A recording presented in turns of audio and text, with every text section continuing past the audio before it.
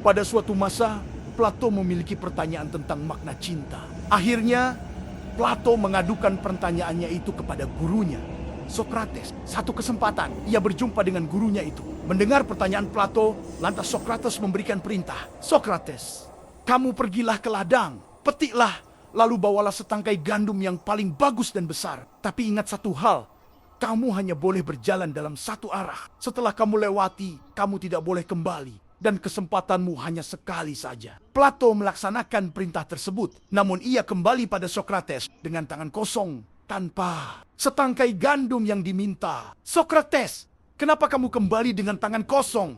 Mana gandumnya? Plato menjawab, aku melihat beberapa gandum yang besar dan berkualitas baik saat melewati ladang. Tapi aku pikir akan menjumpai gandum yang lebih baik. Maka aku melewatkannya dan mencari gandum lain yang jauh lebih baik. Namun ternyata aku tidak menemukan yang lebih baik dari yang aku jumpai di awal. Akhirnya, aku tidak membawa gandum satupun. Sokrates, begitulah cinta. Cinta itu terus-menerus mencari dan mendambakan yang terbaik dan sempurna. Namun ternyata terbaik dan sempurna itu tidak ada. Manusia terus mencari dan mengejar cinta. Di sisi lain, ia juga selalu menghendaki yang lebih. Selalu tidak merasa puas dan cukup. Manusia cenderung membandingkan dan berharap yang lebih. Sehingga apa yang didapat justru kehampaan dan kegelisahan yang dipanen. Hal ini berlaku bagi manusia manapun yang melabuhkan cintanya karena pertimbangan materi. Seperti kecantikan, ketampanan, kekayaan, jabatan, pangkat, popularitas, dan